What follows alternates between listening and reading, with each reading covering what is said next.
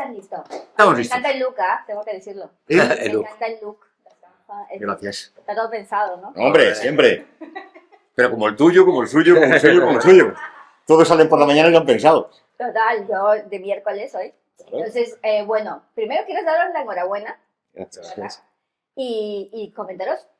Mi primera pregunta creo que es obvia, pero ¿por qué no se hizo una serie de La Viuda Negra? Porque, sinceramente, yo daba por hecho en mi cabecita que era una serie. Y cuando llegó la película digo, no, a ver, me encanta, pero me hubiese gustado un relato más extendido. A ver, En realidad es porque el caso, como caso, es muy sencillo. No tiene casi giros. Entonces era más una exploración psicológica de los personajes que un caso criminal que tuviera muchos giros, como fue el caso Asunta. Y desde el primer momento nos dimos cuenta que si lo hacíamos en serie, era muy posible que el espectador no llegase al final, porque no había los cliffhangers necesarios, no había los elementos narrativos necesarios para hacer una serie. Pero también si lo piensas, si te la ves en 3 días no pasa nada. Tienes una serie de 3 capítulos. Y en tu caso, nuevo proyecto también. Sí. Ya habías trabajado con algunos de los actores, de las actrices de esta película. ¿Cómo fue, no? Volver a trabajar con ellos. Y creo que era la primera vez, dime si me equivoco, también que trabajas con Carmen Machi. Con Carmen fue la primera vez que trabajamos. La verdad que lo decíamos antes, que la verdad que no hubo otras opciones. Fuimos directamente por Carmen, estaba libre Ivana, que, bueno, Ivana estaba rodando en Nueva Zelanda, y de hecho las primeras conversaciones fueron a través de Zoom, y con Tristán la verdad que ya somos amigos, ya no es únicamente trabajo. Intentamos que nos pongan en su planning anual, Eso, que nos varias pongan unos cosas. meses para nosotros, los meses bambú. Hombre, pues ya sabes, en 2026 también, ¿no? Meses Bambú. Sí. Sí. Cuando Vancouver lo libera, decimos, vete para bambú. Sí, sí. Entonces, y también cómo fue después de terminar este proyecto, sobre todo como ya es conocer, ¿no? A Carmen Machi, su manera de trabajar.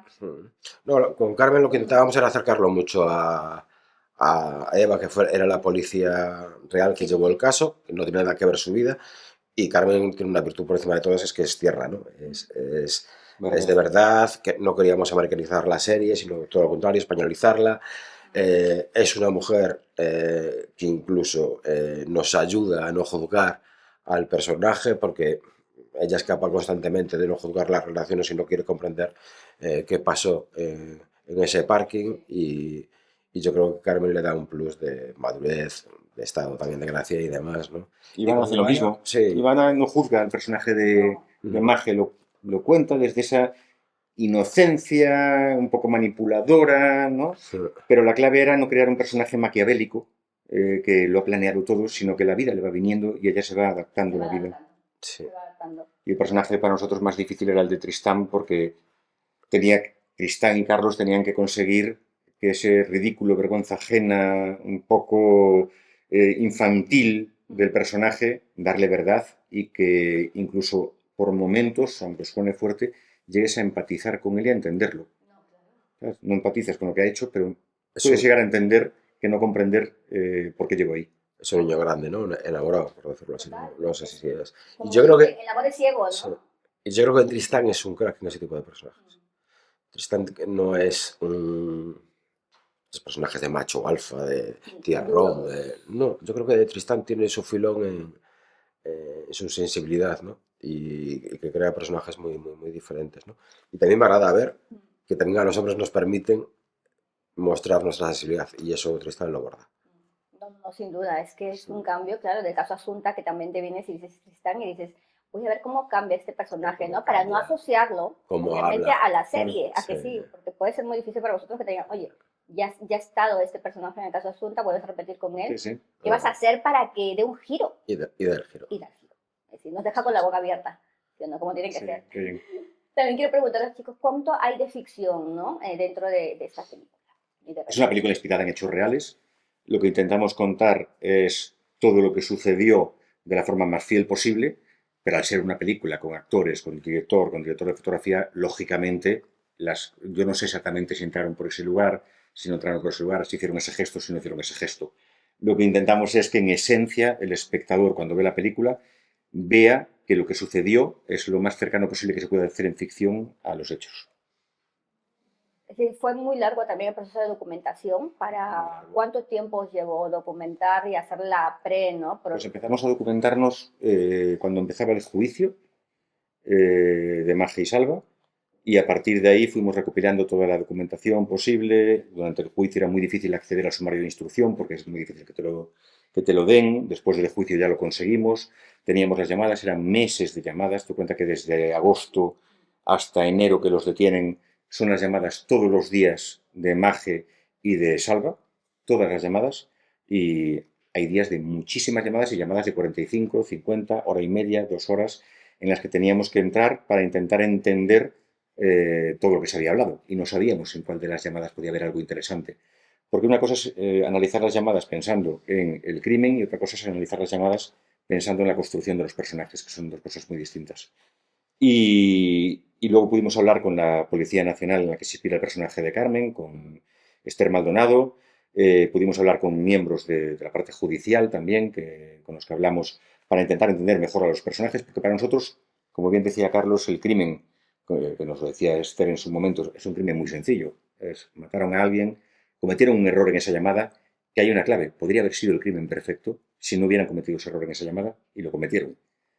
Porque les habrían denegado continuar con las escuchas un mes después y ya no habría forma de demostrar que estos dos estaban relacionados. Entonces, a partir de ahí era hablar de la personalidad de estos tres personajes. Sin duda. Es decir, y vosotros que habéis trabajado en varios true crime, bueno, en varias películas, en varias series, ¿creéis que existe el crimen perfecto? Sí, hay muchos crímenes en España que no se han resuelto y que posiblemente no se resuelvan nunca. Entonces, nosotros sabemos de algunos, lo que pasa es que no puedes hablar de ellos porque como son crímenes perfectos no puedes acusar a nadie de ello. ¿Sabes? Entonces, tú sabes que el crimen está ahí, sabes que se investigó, sabes que las fuerzas del orden, Guardia Civil o Policía, están convencidos de quién es el culpable, Pero no hay prueba. pero no hay pruebas suficientes para demostrarlo y para mandar a alguien a juicio. Entonces, eso es un crimen perfecto.